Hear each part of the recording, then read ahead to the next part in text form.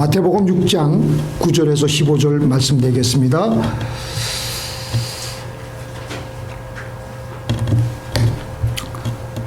우리 서로 교독하시겠습니다. 그러므로 너희는 이렇게 기도하라. 하늘에 계신 우리 아버지여, 이름이 거룩히 여김을 받으시오며 나라의 마음이시며 뜻이 하늘에서 이룬 것 같이 땅에서도 이루어진다. 오늘날 우리에게 일용할 양식을 주옵시고 우리가 우리에게 죄 지은 자를 사하여 준 것 같이 우리 죄를 사하여 주옵시고 우리를 시험에 들게 하지 마옵시고 다만 악에서 구하옵소서. 나라와 권세와 영광이 아버지께 영원히 있사옵나이다. 아멘. 너희가 사람의 과실을 용서하면 너희 천국에서도 너희 과실을 용서하시느니라. 함께 읽겠습니다. 너희가 사람의 과실을 용서하지 아니하면 너희 아버지께서도 너희 과실을 용서하지 아니하시리라. 오늘은 회개와 하늘나라라는 제목으로 박정현 목사님께서 나와 주셔서 하나님 말씀을 잘 대언해 주시겠습니다.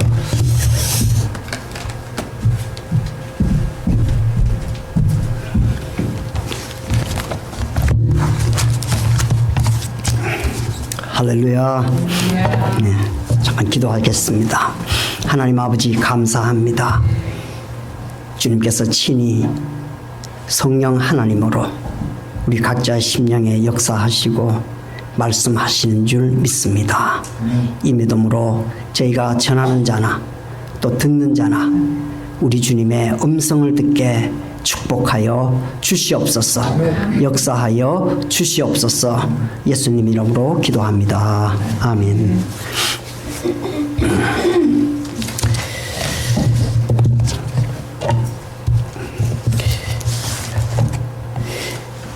제목이 회개와 하늘나라. 회개는 듣기만 들어도 좀 불편해요. 불편하고 회개하라 그런데 아주 마음이 즐겁고 참 감사하고 춤을 추고 이런 사람은 아마 없을 거예요. 가끔 있긴 있더라고요. 있는데 참 오늘 이 말씀을 통해서 우리가 은혜를 받고자 하는데요. 어제 저희가 이제 새벽 예배를 마치고 이제 집으로 돌아가는 중에 차 안에서 제 집사람이 우리 전도사님 드신 그 고라탕이 뭐냐? 고라탕. 그래서 고라탕이 아니고 고랑탕이다. 그래서 그걸 어디서 파느냐 이래. 그 너무 비싼 거라 우리는 감히 먹을 수 없는 거라고. 저기 오리탕보다 더 비싼 고라탕이라 우리가 돈 좀 벌면은 내가 한번 사주겠다고 그랬는데 어쨌든 회개가 좀 부담스러워서 회개와 하늘나라로 이제 두 개를 또 표현을 했어요. 제가 하늘나라는 마태만 이렇게 하늘나라라고 표현을 많이 해요. 그러니까 킹덤 오브 헤븐이라고 그러죠. 영어로는. 그리고 하나님 나라. 그래서 킹덤 오브 갓이라고 그래서 이는 다른 복음서에서는 많이 그걸 사용을 하는데 유일하게 마태만 하늘나라. 뭐 똑같은 내용인데 특별하게 하늘나라라고 이렇게 표현을 했기 때문에 제가 회개와 하늘나라 이랬습니다. 오늘 이 회개라는 하늘나라, 하나님 나라, 우리 천국, 우리가 천국 들어가고 싶어서 그렇게 원이잖아요. 그렇게 원이고 어떤 분은 천국 들어가기 위해서 여러 기도도 많이 하시고 이렇게 하는데 오늘 천국이 어떤 곳이며 또 회개가 또 어떤 것인가, 관계를 천국과 회개는 뗄래야 뗄 수 없는 그런 관계라는 것을 말씀을 통해서 우리가 살펴보고 또 회개하는 자가 자를 얼마나 하나님께서 기뻐하시는가 또 그것도 살펴보고 회개하지 않는 자를 얼마나 하나님께서 슬퍼하시는가 그것을 말씀을 통해서 살펴보고 우리가 오늘 보도록 하겠습니다. 우리가 먼저 제가 그 주기도문을 주님께서 가르치신 기도문을 통해 가지고 왜 회개와 하나님 나라 등의 주기도문을 제가 이렇게 마태복음을 보다 보니까 기도와 회개도 떨어질 수 없는 회개를 어떻게 하느냐. 우리가 이제 뭐 뉘우치기도 하고 또 반성도 하고 이렇게 후회도 하고 이렇게 하지만은 그는 기도가 없이도 가능한데 회개는 기도가 없이는 불가능한.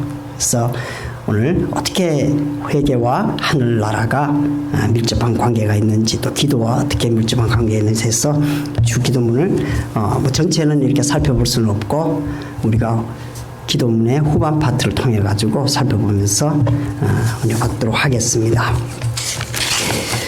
우리 마태복음 3장에 보면은 회개하라 천국이 가까웠다 이렇게 이 세례 요한이 지금 회개의 세례를 지금 전파하고 있는 내용이 나옵니다. 이제 회개하는데 가장 걸림돌이 되는 것이 우리 9절 보니까 속으로 아브라함이 우리 조상이다 이런 생각을 한다는 거예요. 그 생각을 하지 말라는. 왜냐하면 내가 너희에게 이르노니 하나님이 능히 아들 이 돌들로도 아브라함의 자손이 되게 하시리라. 그들은 아브라함의 자손인 것을 굉장히 자부심을 가져. 아브라함의 자손은 다 하나님 품 안에 안기는 그런 자손이기 때문에 지금 그런 건데, 근데 하나님의 능력은 이 돌들로도 아브라함의 자손이 되게 하신다. 또 우리가 손에 키를 들고 자기 타작마당을 정하게 하사 알곡은 모아들이고 또 쭉정이는 끄지지 않는 불에 태우시리라. 자, 이 뭐 궁극적으로는 이제 뭐 지옥과 천국 두 개 속에서 어디를 가는 참 무서운 말씀인데, 그런데 이 말씀을 9절과 12절 말씀을 우리가 살펴보면은 앞으로 예수님의 사역이 어떤 것인가를 지금 보여줘. 예수님이 이 땅에 오셔가지고 심판주로 오셔서 한 사람 한 사람 불러다가 하나는 쭉정이, 너는 염소, 너는 양, 이런 식으로 복음서가 시작되지는 않죠. 복음서는 이 돌과 같은 자들, 그리고 앞에 내용에는 그 바리새인들한테 이 독사의 자식들 하는데, 독사의 자식들 같은 사람들을, 쭉정이와 같은 사람들, 이런 사람들을 하나님, 주님께서는 그 속에 생명을 넣으셔가지고 이들을 알곡을 만들고 또 아브라함의 자손들을 만들어서 가신다는 그 사역이 바로 복음 역사의 시작이라는. 우리 자칫 물론 궁극적으로는 예수님께서 재림하셔서 이 일을 정말 시작을 하신다는 계시록에 잘 나타나 있지만은 이 복음서의 시작은 바로 누구든지 회개하면은 천국을 소유할 수 있다는 것을 말씀해주고 있습니다. 그리고 우리 또 마가복음 또 4장에 들어가면은 똑같은 내용이에요. 예수께서 비로소 전파하여 이르시되 회개하라 천국이 가까웠느니라. 마태복음 4장에서 예수님께서 똑같이 이렇게 회개해라 천국이 가까웠다. 회개와 천국은 뗄래야 뗄 수 없는 그런 관계다. 근데 우리가 천국을 이제 뭐 전도를 이렇게 하다 보면은 어떤 사람은 천국이 어디 있어요? 지옥이 어디 있냐고. 천국 지옥 다 없다고.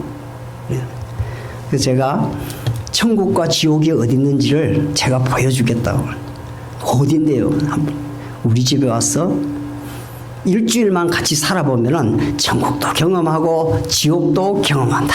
이렇게 표현을 하면서 이야기를 하는데, 어쨌든 이 천국과 지옥은 어디에 있느냐? 우리 마태복음 18장에 보면은 제자들이 예수께 나와서 천국에서 누가 크냐는 것을 이야기를 질문을 했어요. 천국에서 누가 크냐? 관심이 누가 크냐에 관심을 가졌어요.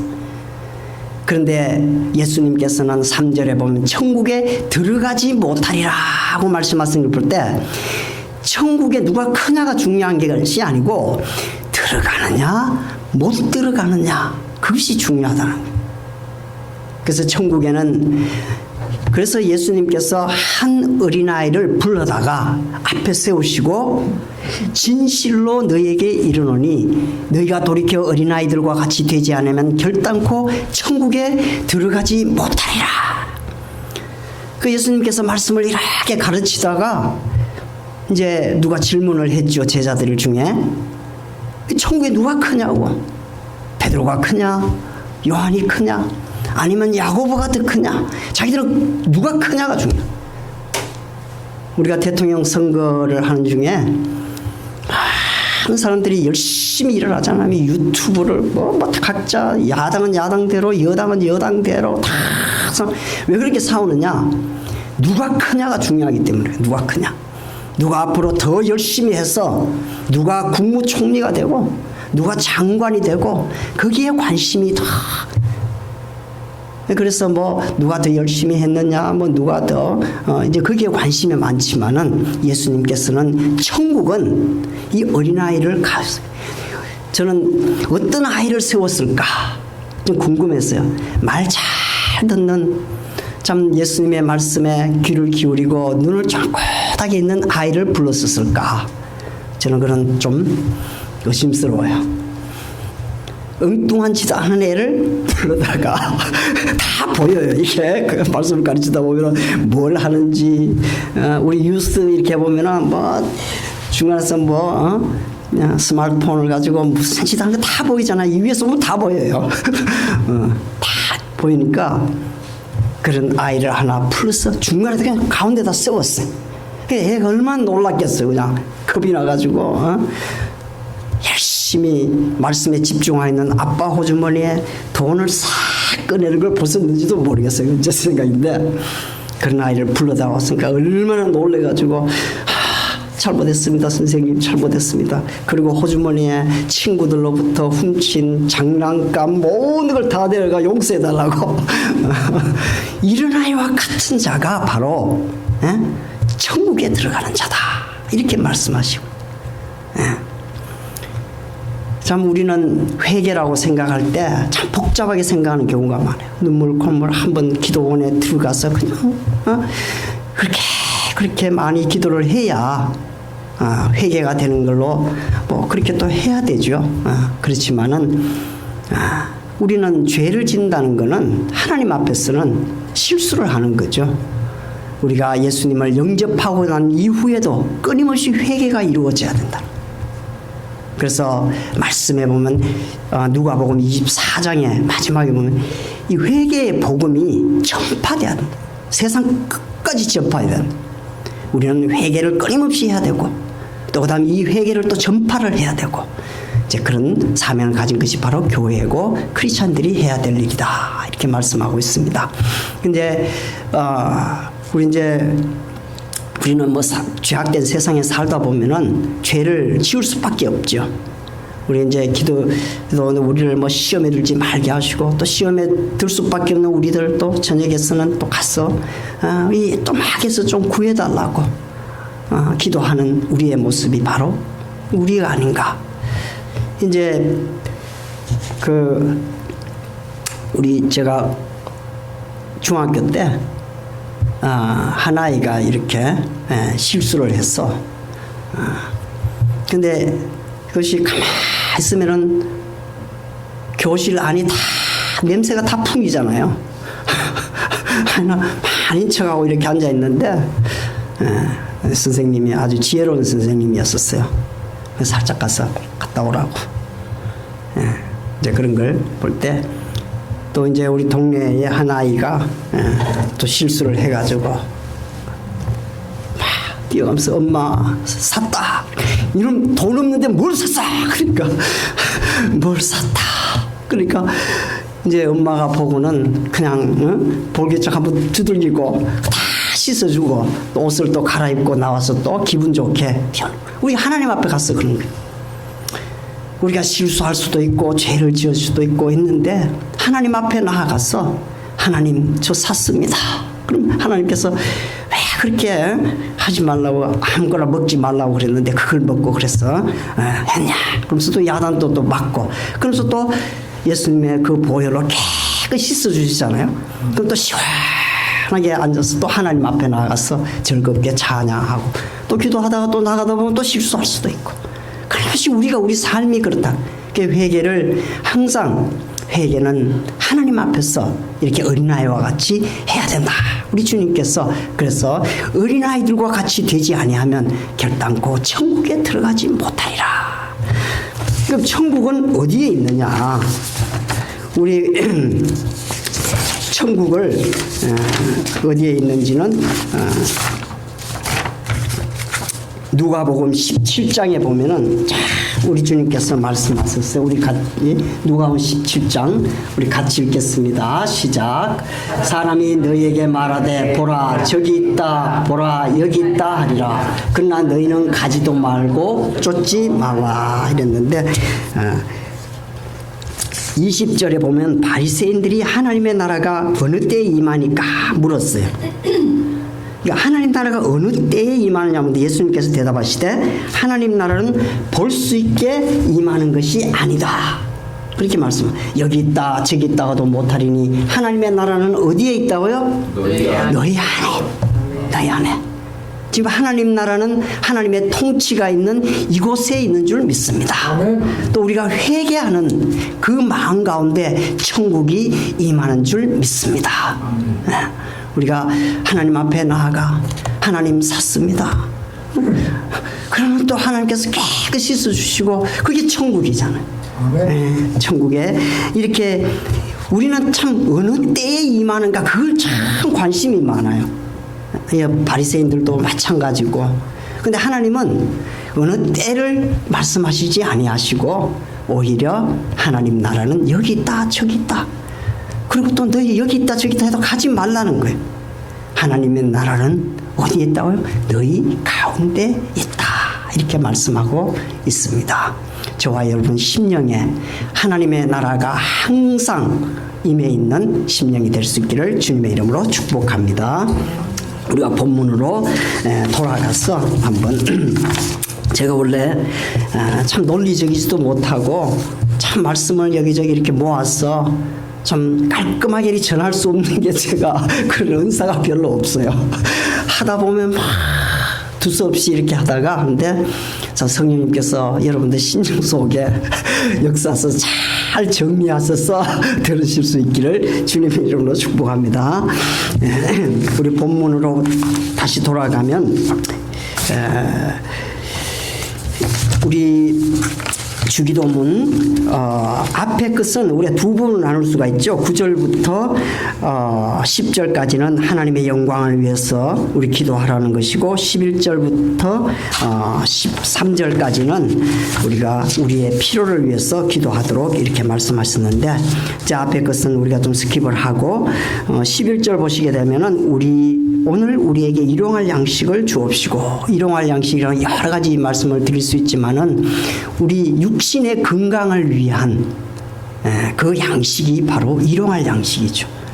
우리가 건강한 음식을 먹어야 되고 또 우리에게 필요한 영양가가 있는 것을 이렇게 먹어야 우리가 건강하듯이 또 12절부터는 12, 13절은 우리 영혼의 양식을 위해서 기도하는